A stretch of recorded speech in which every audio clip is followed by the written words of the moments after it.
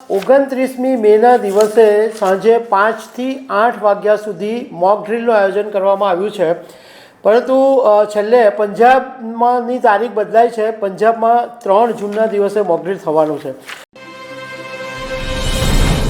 આવતીકાલે ગુજરાતમાં ફરી મોક ડ્રીલ થવાનું છે. ફરી સાયરન વાગશે, ફરી બ્લેકઆઉટ છે. અને કેન્દ્ર સરકારે દેશના જે 4 રાજ્યો છે એમાં મોક ડ્રીલ કરવા માટે કીધું છે. ગુજરાત છે, પંજાબ છે, રાજસ્થાન છે અને જમ્મુ અને કાશ્મીર છે. એમાં 29મી મેના દિવસે સાંજે 5 થી 8 વાગ્યા સુધી મોક ડ્રીલનું આયોજન કરવામાં આવ્યું છે. પરંતુ છેલ્લે પંજાબમાંની તારીખ બદલાઈ છે. પંજાબમાં 3 જૂનના દિવસે મોક ડ્રીલ થવાનું છે. તો આના વિશે હું તમારી સાથે વાત કરીશ. મારું નામ રાજેશ શાહ છે અને તમે જોઈ રહ્યા છો ગુજરાતના સૌથી મોટા ડિજિટલ ન્યૂઝ પ્લેટફોર્મ ખબરછે.com. તમને યાદ હશે કે 7 મે 2025ના દિવસે જ્યારે ઓપરેશન સિંદૂર થયું અને એ દિવસે દેશભરમાં મોક ડ્રીલનું આયોજન કરવામાં આવ્યું હતું. સાયરન વગાડવામાં આવ્યા હતા અને લોકોને 8 થી 8:30 લાઇટ બંધ કરવાનું કહેવામાં હતું. બ્લેકઆઉટ સંપૂર્ણ કરવાનું કહેવામાં આવ્યું હતું. હવે આજે ફરીથી આની જાહેરાત કરવામાં આવી છે. મહેસૂલ વિભાગના અધિક મુખ્ય સચિવ ડૉક્ટર જયંતિ રવિએ આજે એક પ્રેસ કોન્ફરન્સની અંદર માહિતી આપી કે કેન્દ્ર સરકારે જે સૂચના આપી છે એ મુજબ ગુજરાતના જે સરહદી વિસ્તારો પાકિસ્તાન અડીને આવેલા છે એવા ગુજરાત, પંજાબ, રાજસ્થાન, જમ્મુ અને કાશ્મીર આ રાજ્યોની અંદર 29 મે 2025ના દિવસે મોક ડ્રીલ રાખવાની છે. અને આ જે ઓપરેશન રાખવામાં આવ્યું છે એને ઓપરેશન શિલ્ડ એવું નામ આપવામાં આવ્યું છે. અને એની અંદર જે ગયા વખતે જેવી રીતના સાયરન વગાડવામાં આવ્યા હતા, બ્લેકઆઉટ કરવામાં આવ્યું હતું, એ બધું જ થશે. ખાસ કરીને જે લોકો સિવિલ ડિફેન્સમાં જોડાયા છે, સિવિલ ડિફેન્સનો મતલબ એ છે કે યુદ્ધ જેવી પરિસ્થિતિમાં અથવા કુદરતી આફતોમાં કામ કરવા માટે જે લોકો સ્વેચ્છાએ કામ કરવા માંગતા હોય, જે જોડાવા માંગતા હોય એના માટે એક સિવિલ ડિફેન્સ બનેલું છે. એમાં જયંતિ રવિએ એવું કીધું કે ઘણા બધા લોકો સિવિલ ડિફેન્સમાં સ્વેચ્છાએ જોડાયા છે, દેશ માટે કંઈક કરવા માંગે છે એવા લોકો.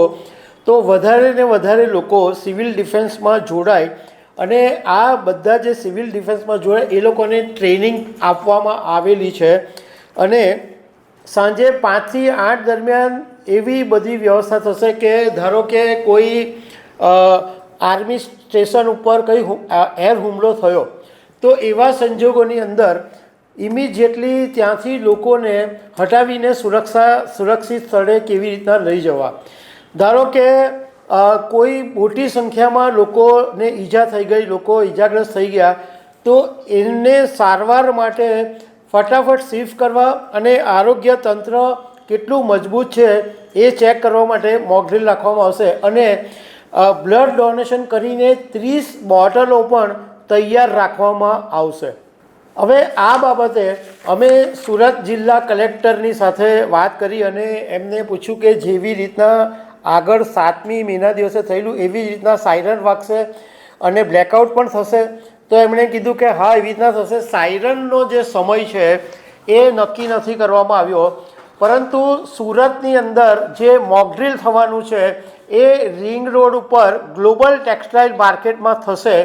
અને સુરત જિલ્લામાં પણ દરેક લોકોએ રાત્રે 8 વાગ્યાથી 8:30 વાગ્યા સુધી તમામ લાઇટો બંધ રાખવાની છે. ટોટલ બ્લેકઆઉટ કરવાનું છે. ગયા વખતે લોકોને એવી સૂચના આપવામાં આવેલી હતી કે તમે રસ્તા પર પણ તમે જતા હો તો તમારે તમારી લાઇટ બંધ રાખીને ઊભા રહી જવાનું છે. કોઈ જગ્યાએ લાઇટનો પ્રકાશ નહીં દેખાય.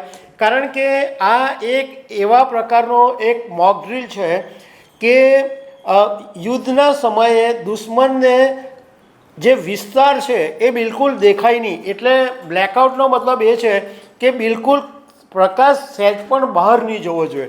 તમારા ઘરના બારી બારણા ટોટલ બંધ કરીને લાઇટો બંધ કરીને બેસવાનું છે અડધો કલાક માટે. તો આવતીકાલે ફરીથી આટલું ધ્યાન રાખજો કે 8 થી 8:30 બ્લેકઆઉટ કરવાનું છે. તો દર્શક મિત્રો, આવી અનેક વાતો સાથે અમે તમને મળતા રહીશું. Thank you very much.